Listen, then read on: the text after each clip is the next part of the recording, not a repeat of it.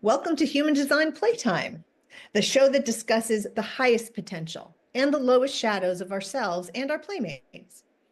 We use ourselves as examples and take some bold liberties to discuss public figures, even the celebrities we love to hate. Bring your open mind and a sense of humor. Who knows? We may be talking about you. Welcome back to Human Design Playtime. Hey, Janet. Hey, Tammy. Today, our special celebrity figure who is not our client is Mr. Fred Rogers. We love you, Fred. We love you. I remember watching him as a child, and it was really one of my favorite shows. And as I have grown, I realized that he was more impactful than we probably even knew when we were little. Yes, my parents chose my TV programs for me when I was little, which might be a little different than today. There was not a lot of access like there is today. You can watch anything in the world from a device in your pocket. But back then it was on a black and white TV, usually, maybe color, and channel changes where you have to go over there and turn the dial. Yes, like three channels.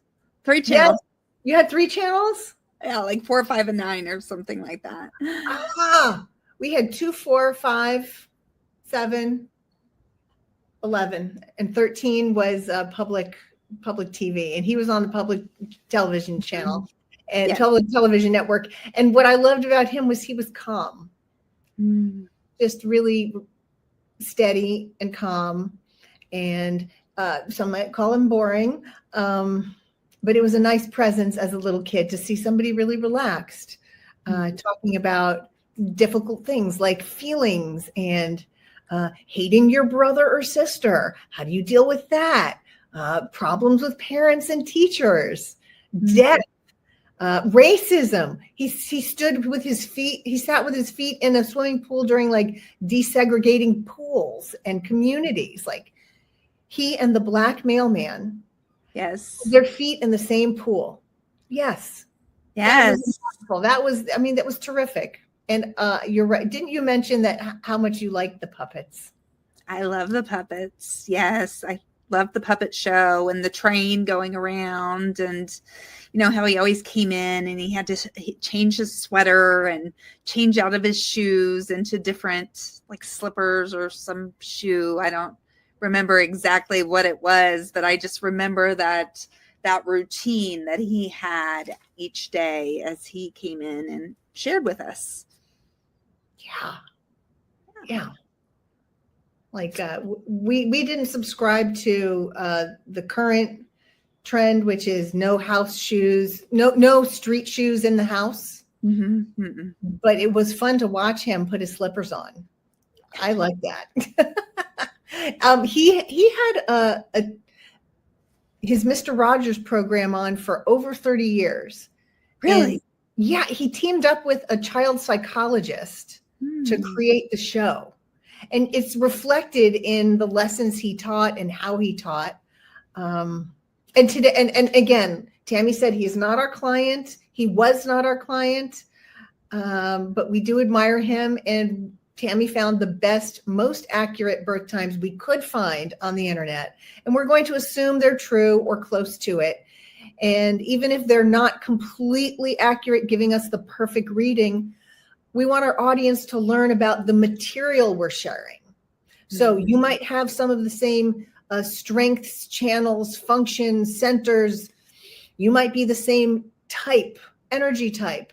You can still learn from what we're sharing, even if it's not completely accurate, since he's not our client and we don't have his birth certificate and we've not met his mother to find out, is this in fact true? Is this what time he was born? So yes. Let's, do you have anything you want to share about his chart? Is there anything that pops out at you? Well, I think the first thing that really kind of popped out to me is that he has 2 different emotional waves. So it's interesting that you said that he was that calming force, because sometimes, or as we know, or as we're taught in school, that the people that have the defined emotional intelligence, which is that brown triangle at the right of your chart, you're setting the emotional tone of the environment.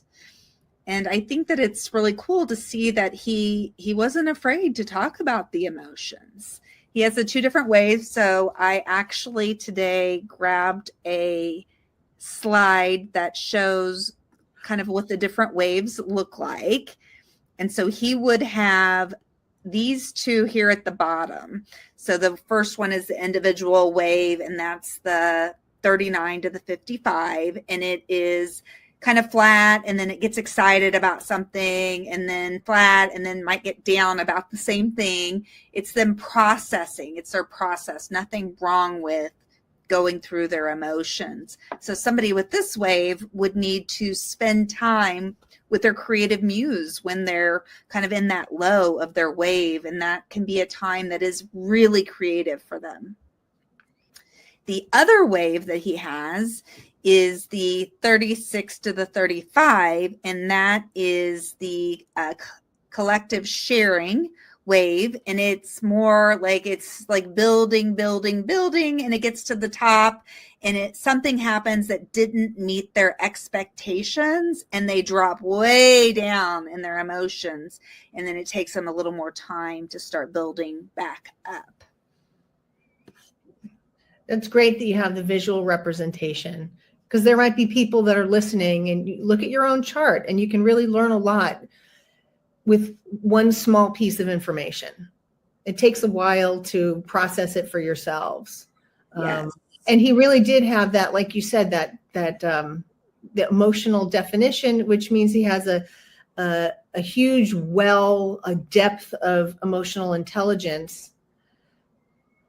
And it is big. And perhaps he was aware of how he affects other people. Mm. Whether or not it's true that his demeanor was always quiet and understated and not loud, or he learned to adopt it to manage those huge feelings that can be overwhelming. And he has the heart defined, or the ego defined, which is the other center that sets the pace in the room. It's the red triangle in the design.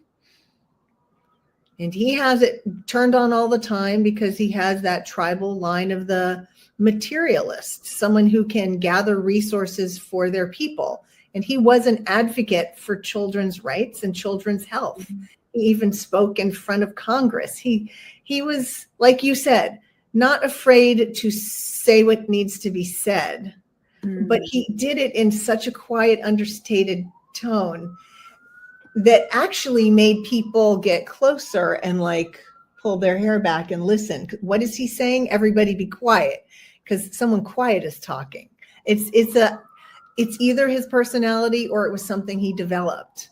And I don't know what it is, but it was very effective, because it's very attention grabbing to be really loud and yell and talk with your hands and, be very emotional and expressive.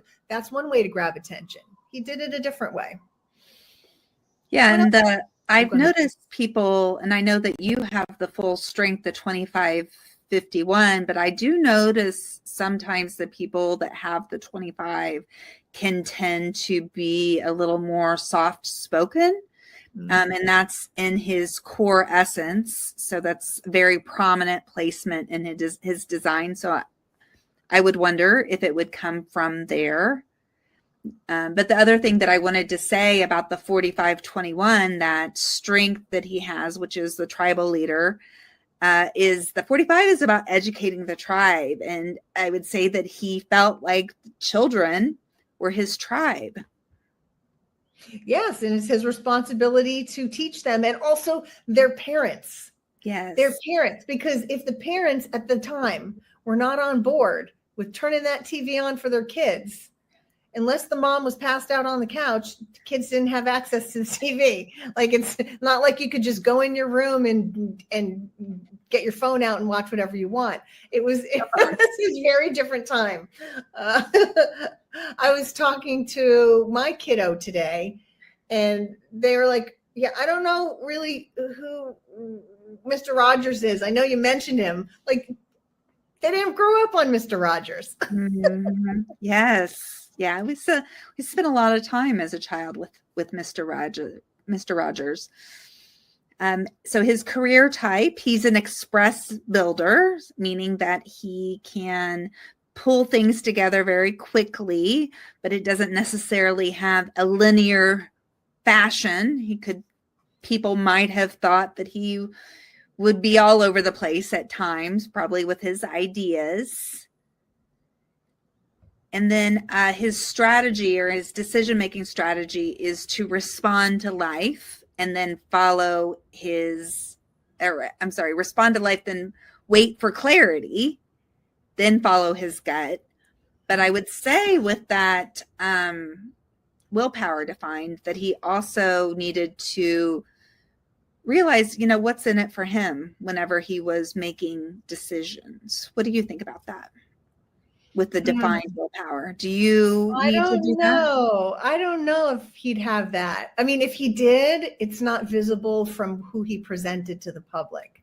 Right. I just think that his 10th trait on his unconscious side, the red side, that would have a huge impact on how he operates, because he's going to come from a place of a stronger conscience, doing the right thing, and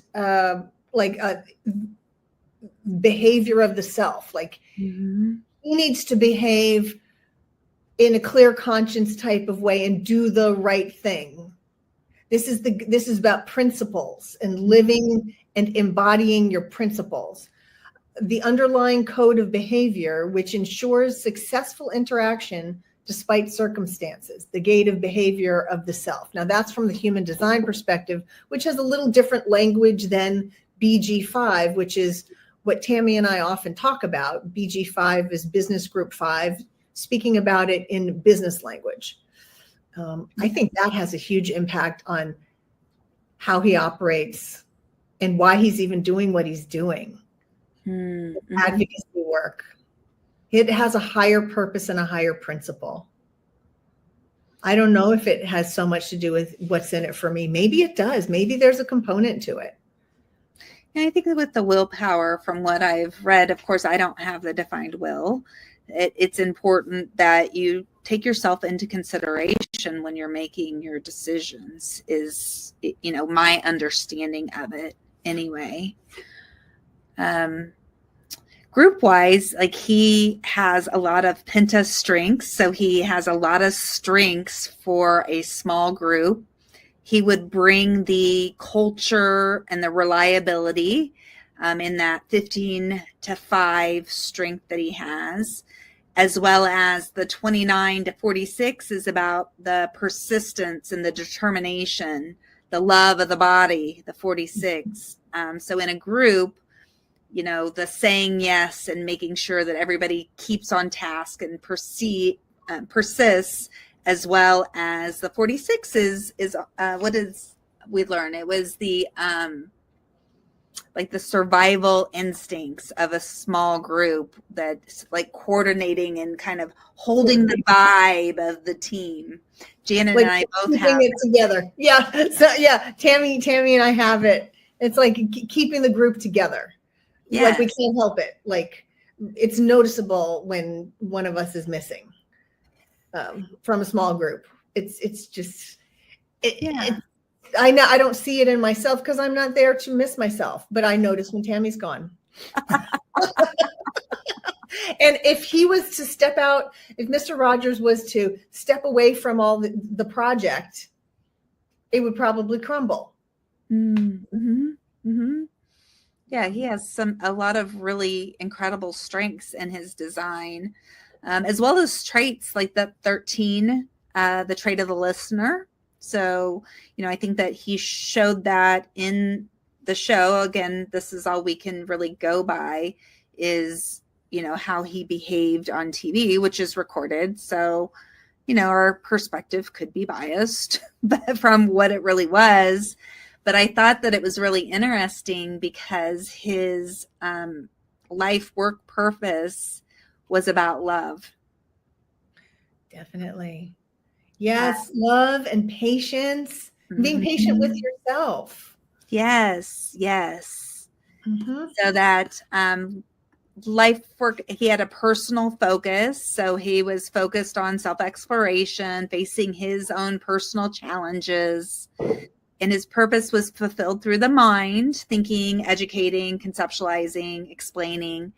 But the work-life theme is love. It's this sense of higher cosmic, transpersonal, and universal love, balanced to humanity's direction or drive to survive and replicate the species.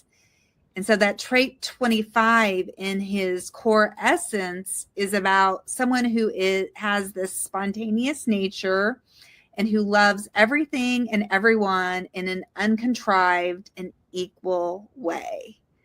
I think that definitely that shined in the show. Unconsciously, that behavior of the self for his behavior. And then he was grounded in that 46, which is determination. And then the 15 is about diversity. So it's all beautiful traits that really stand out. Like, I feel like we can really see his design in action on that show. Yes.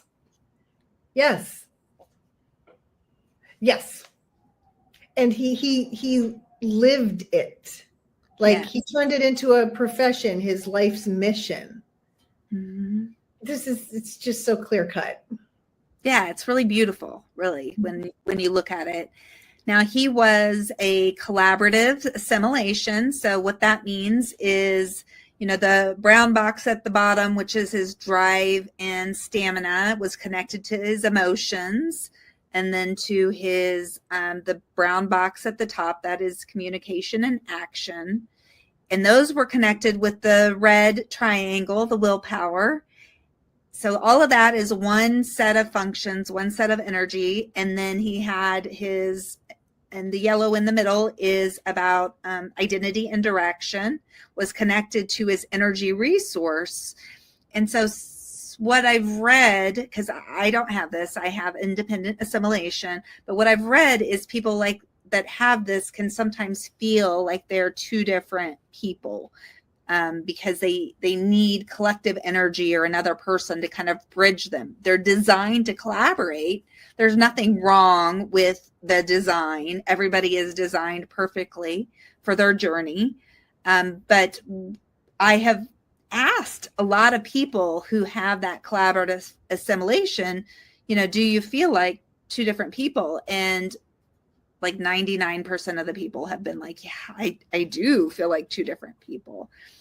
And so the way, if you have collaborative assimilation, the way that you can kind of overcome that and make decisions is, go walk through the mall, or, go to a Starbucks, or, some kind of coffee shop, a Panera Bread, wherever you have. Picking up collective energy helps you bridge naturally all of your strengths so you can make your decisions in a more complete manner. Yes.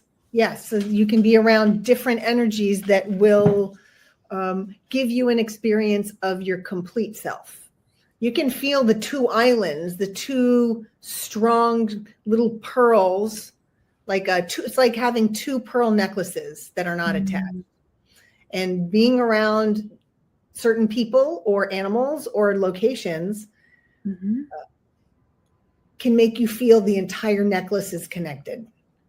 And like Tammy said, it's not wrong, it's right. It's the design of someone who is destined to work with other people. And for some people, being alone more is better for them, but it just depends on your design. It's fascinating. So that's like why we went to school tool for this. And we love doing this with people and sharing with them their own chart so they can go experiment with it, come back, reevaluate, ask questions, get a deeper level of commitment, deeper level of understanding for themselves, and then go play, see if this is true or not. You know, we might speak like, we can't speak definitively of, oh, this is the way. But certainly we've had our own personal experiences for ourselves, our families, our clients, where we see it as so useful.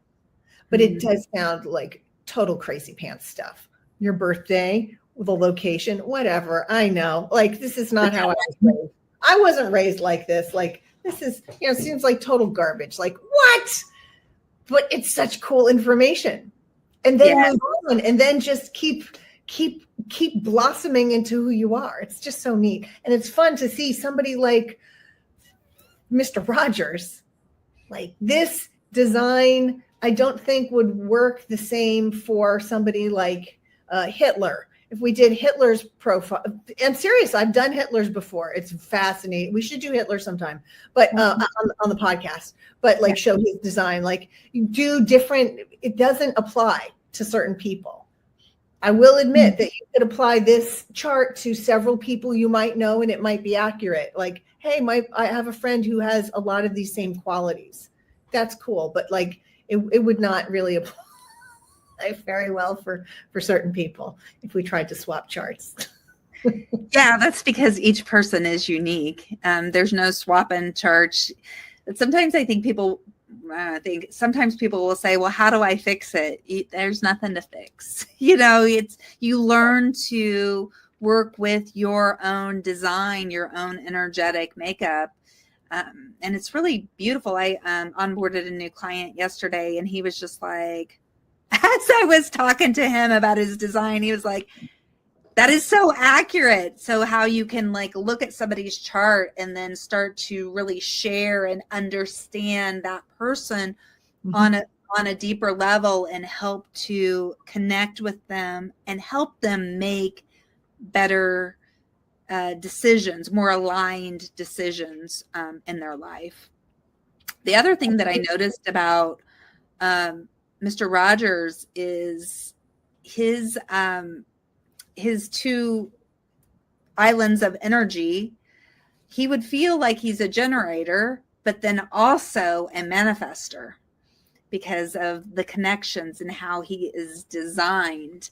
So it's really cool that the online presence that he showed us as a kid was so calm and nurturing, with having that ability to really, like the 2145, people can really sometimes misunderstand that strength in people, because it is such a powerful energy. The 21 being about control, the 45 being about, educating the tribe, and it just connecting up to the communication action, the throat, and speaking about that. And sometimes it does not go over very well with other people. And when people have this strength, I hear a lot of people really well, they don't necessarily struggle, but the people around them sometimes struggle with the leaders that have this. And this is actually a leadership strength. It's the tribal leader strength. We talked about it with Trump, with Trump's design, him having this. So I would say that it very complete night and day personalities with some similar strengths. As Janet just said, the same chart, the same strengths on a different people have this a much different implementation, I would say. And both of those two people you mentioned, Trump and Mr. Rogers, they're both generators. So their outside energy is never going to change. They're always going to be generators or builders. And that is a very specific kind of energy, which is open, warm, and enveloping. but manifestor energy is different. It's dense, it's closed, it's repelling, it's designed to blow through. So having a strength like that as a manifestor will come off as very different than as a generator. Very different. So even if someone has a manifestor strength, but they're classified as a builder or a generator, they never lose their classification as a builder or generator. The way they operate energetically is always going to be the same. So your decision-making strategy is way different than the manifestor would be. Yeah. But if they're not taught that, they may still think that they can just go out and do it. And they might get a lot of more like resistance. Pressure. Yeah, that's it. Resistance. That's the word I was looking for. So I think that that's some of the things in my experience that human design has helped with staying in your own lane. Like if you are an express builder, you need to respond to life. And with Mr. Rogers, sleeping on his decisions, waiting for clarity is a big part of that decision-making process. Right.